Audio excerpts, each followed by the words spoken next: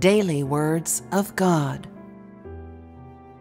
His work in the flesh is of the utmost significance, which is spoken with regard to the work, and the one who ultimately concludes the work is the incarnate God, and not the Spirit. Some believe that God may sometime come to earth and appear to man, whereupon he shall personally judge the whole of mankind, testing them one by one without anyone being omitted. Those who think in this way do not know this stage of work of incarnation. God does not judge man one by one, and does not test man one by one. To do thus would not be the work of judgment. Is not the corruption of all mankind the same? Is not the substance of man all the same?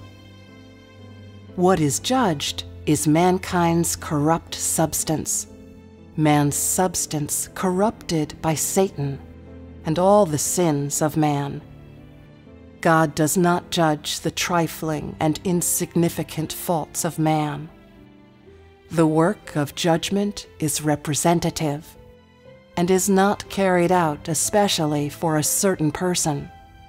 Rather, it is work in which a group of people are judged, in order to represent the judgment of all of mankind. By personally carrying out his work on a group of people, God in the flesh uses his work to represent the work of the whole of mankind, after which it is gradually spread. The work of judgment is also thus. God does not judge a certain kind of person or a certain group of people, but judges the unrighteousness of the whole of mankind, man's opposition to God, for example, or man's irreverence against him, or disturbance of the work of God, and so on. What is judged is mankind's substance of opposition to God, and this work is the work of conquest of the last days. The work and word of the incarnate God, witnessed by man, are the work of judgment before the great white throne during the last days, which was conceived by man during times past. The work that is currently being done by the incarnate God is exactly the judgment before the great white throne. The incarnate God of today is the God who judges the whole of mankind during the last days.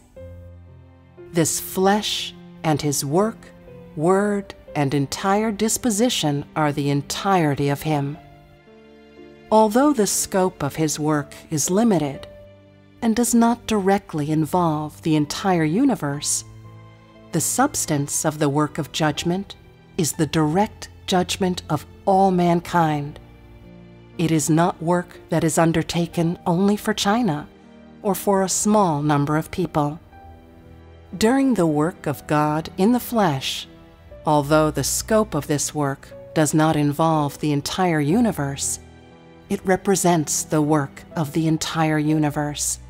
And after he concludes the work within the work scope of his flesh, he will immediately expand this work to the entire universe, in the same way that the gospel of Jesus spread throughout the universe following his resurrection and ascension.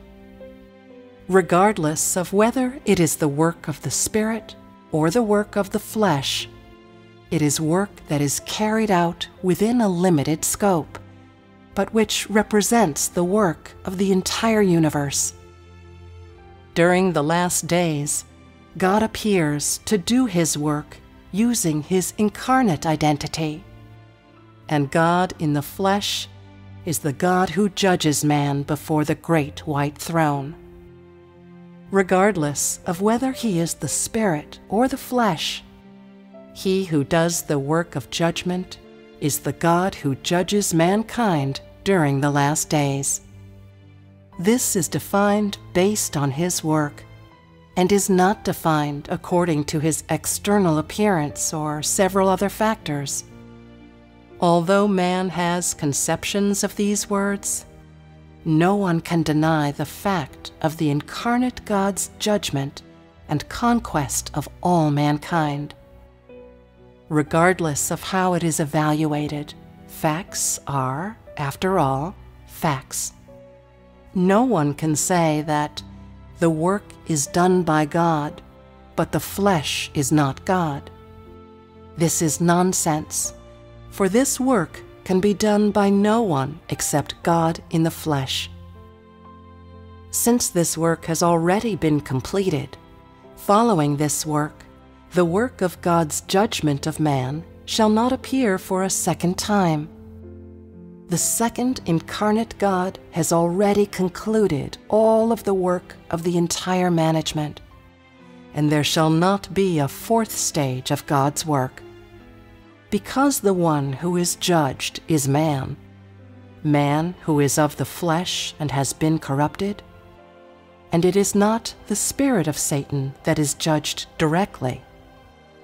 The work of judgment is not carried out in the spiritual world, but among man.